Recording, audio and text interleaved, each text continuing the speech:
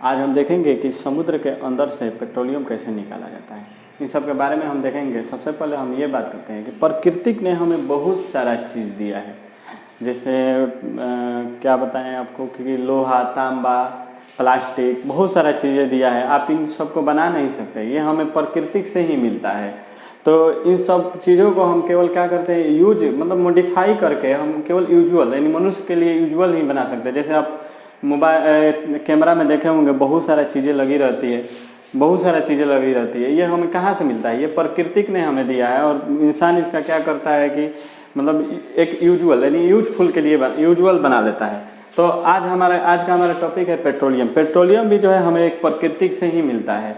तो पेट्रोलियम आखिर में बनता कैसे है, मतलब ये निकलता कैसे है और बनता कैसे है। सबसे पहले ये बात करेंगे कि पेट्रोलियम बनता कैसे है। तो पेट्रोलियम जो है आज से लगभग करोड़ों साल पहले पृथ्वी पर मतलब समझ जाइए कि भूकंप आने लगा, सुनामी आने लगी, उल्का पिंड गिरने लगा, बहुत सारी चीज़ें होने लगी। तो इसके ऊपर जो भी जीव जंतु थे, पेड़ पौधे थे, ये सब क्या हुआ कि इसके अंदर दब गए, यानी पृथ्वी के अंदर ये दब गए। और जब पृथ्वी के अंदर दब गए तो ऊपर से उन लोगों को एक प्रेशर जनरेट होने लगा और नीचे से उन लोगों को हीट मिलने लगा। और ये कई सालों और करोड़ों साल के बाद ये क्या हुआ कि ये पेट्रोलियम बन गए। और इन्हीं पेट्रोलियम के बारे में आज हम पढ़ेंगे। तो देखिए क्या होता है कि पृथ्वी का जो सबसे निचला पार्ट होता है उसे हम नीफे बोलते हैं, ये एक अलग चैप्टर हो जाता है। और सबसे ऊपर वाला जो पार्ट होता है उसे हम सीमा, उसके बीच वाले पार्ट को हम सीमा बोलते हैं, और उसके सबसे ऊपरी वाले पार्ट को हम सियाल बोलते हैं, यानी सियाल, सीमा, नीफे। तो हमारा जो भी पेट्रोलियम पाया जाता है वो सियाल में ही पाया जाता है, क्योंकि जितने भी ये क्या होता है कि ये पूरा लावा होता है, ये जितना भी होता है ये लावा होता है और इसी में से लावा फूटते रहता है। यानी जितने भी लोहा हुआ, जितने भी आते हैं सब यहीं पे आकर जमा हो जाते हैं। तो ये क्या हो, ये अलग एक चैप्टर हो जाता है। तो हमारा जो भी पेट्रोलियम पाया जाता है सब यहीं पे पाया जाता है, और इन्हीं को निकालने का या तो हम समुद्र से निकाल सकते हैं या तो हम भूपटल से निकाल सकते हैं। यही दो रास्ते से हम निकाल सकते हैं। तो सबसे पहले हम ये निकालने से पहले हम ये देखेंगे आखिर में पेट्रोलियम है क्या। तो पेट्रोलियम जो है ये औषधि चट्टान से निकल कर बनता है। ये औषधि चट्टानों का एक अलग चैप्टर हो जाता है। ये औषधि चट्टानों से मिलकर बना रहता है और ये निकाला जब जाता है तो ये काले गाढ़े रंग का होता है। इसका जो कलर होता है वो काला होता है और गाढ़ा रंग का होता है। और जब इसको पे आप आग लगाइएगा तो ये जलेगा नहीं, मतलब जब इस पर अगर आप आग लगाते हैं तो ये जलता ही नहीं है। और इसको साफ करना मतलब अगर पेट्रोलियम निकाल देते हैं तो उसको डीजल बनाना है, पेट्रोल बनाना है, यानी बहुत सारी चीज़ें बनानी है। तो उसको किस विधि द्वारा छानते हैं, तो उसको प्रभाजी आस्वन विधि द्वारा हम छानते हैं। और इसका जो अब नापने के लिए भी तो कुछ चाहिए, तो इसको हम बैरल में नापते हैं। आप देखे होंगे एक ड्रम देखे होंगे, बहुत बड़ा बड़ा ड्रम रहता है, उसी को हम बैरल बोलते हैं। और एक बैरल में कम से कम 156 लीटर पेट्रोलियम हमारा आ जाता है। सबसे पहले हम ये देखेंगे कि पेट्रोलियम को कैसे निकाला जाता है, इसके लिए क्या क्या कंडीशन होती है। तो भूपटल को निकालने के लिए सबसे पहले क्या होगा कि कम आबादी वाला क्षेत्र होना चाहिए, यानी कम आबादी वाला क्षेत्र होना चाहिए। और ये कम से कम जो हमारा पेट्रोलियम रहता है वो समुद्र के 1000 गहराई में रहता है, यानी 1000 अंदर नीचे में गहराई में रहता है या उससे भी ज़्यादा रहता है। और ये जब निकलता है तो ये कच्चा निकलता है। जब ये पेट्रोलियम को निकाला जाता है तो ये कच्चा माल की तरह निकलता है। अब इसको निकालने के लिए हमें क्या क्या तकनीकी की प्रयोग की जाती है, इसी के लिए बारे में हम बात करेंगे। सबसे पहले क्या किया जाता है कि 200 फीट तक एक गड्ढा खोद दिया जाता है। यहाँ पे 200 फीट तक एक गड्ढा खोद दिया जाता है और इसमें क्या किया जाता है, विस्फोट कराया जाता है। मतलब जब 200 फीट तक गड्ढा खोद देंगे और इसमें से क्या किया जाता है कि विस्फोट किया जाता है। और जब विस्फोट कराएंगे तो इसमें से क्या होती है कि बहुत सारे तरंगे निकलती है, यहाँ से बहुत सारे तरंगे निकलती है। और यही तरंगे जाकर क्या करती है कि ऊपर जाकर एक सुपर कंप्यूटर से टकराती है। ये तरंगे जाकर निकल रही है और ये जल से टकरा जाएगी तो ये बताएगी कि यहाँ पे जल है। कुछ तरंगे निकलेगी तो ऑयल से टकराएगी तो बताएगी ऑयल है, और कुछ तरंगे निकलेगी तो ये बताएगी कि गैस है। तो ये विस्फोट कराने के बाद क्या किया जाता है कि इसमें से बहुत सारे तरंगे निकलते हैं जिसे हम सिस्मिक रिफ्लेक्शन बोलते हैं, सिस्मिक रिफ्लेक्शन बोलते हैं। उसके बाद हम क्या बोलते हैं, ये हमें जब पता लग जाता है कि यहाँ पे पेट्रोल मिल गया है तो हम क्या, जैसे हम यहाँ पे तरंगे निकली और यहाँ पे हमें पता चल गया कि पेट्रोल मिल गया है, तो वहाँ पर पता चल जाता है कि यहाँ पे पेट्रोल मिल गया है।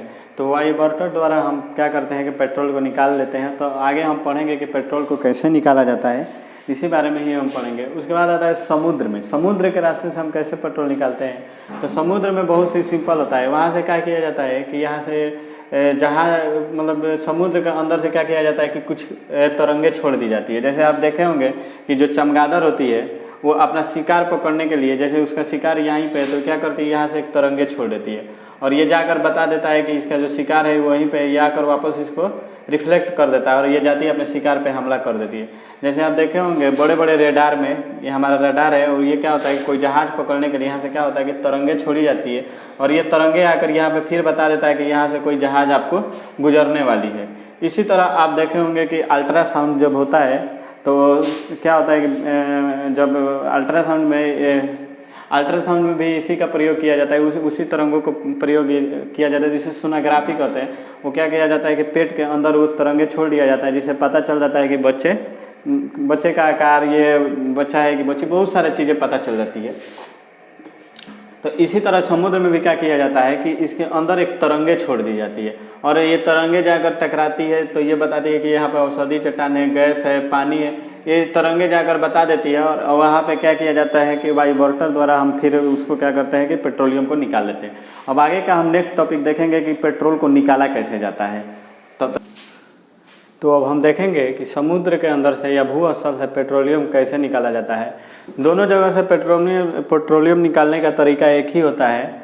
उसमें बस क्या जाता है कि ये जो पेट्रोल निकालने वाला ये क्या किया जाता है, उसके बाद मशीन लगा दिया जाता है और एक तरफ से क्या किया जाता है कि प्रेशर जनरेट किया जाता है। एक तरफ से क्या किया जाता है कि प्रेशर को जनरेट किया जाता है। एक तरफ से जब प्रेशर देंगे तो ये क्या होगा कि इधर के जो भी ये इधर जाकर प्रेशर लगेगा, पूरा प्रेशर लगेगा तो ये जितने भी भागने के लिए एक जगह खोजेगी और ये भागने के लिए जब जगह खोजेगी तो ये भागेगी किधर, तो इधर भी एक पाइप लगा दिया जाता है तो ये पाइप में घुसेगी और पाइप के रास्ते से डायरेक्ट इधर पे आएगी और इधर से इसको निकाल कर डायरेक्ट आप कहीं भी भेज सकते हैं, जहाँ मन करे तहाँ आप भेजिए पेट्रोल। अब मेनली अब बात करते हैं कि पेट्रोलियम जब हम ये निकल जाता है तो हमको क्या क्या मिलता है। तो देखिए पेट्रोल से हमको मेनली पेट्रोल मिलता है, डीजल मिलता है और गैस मिलता है।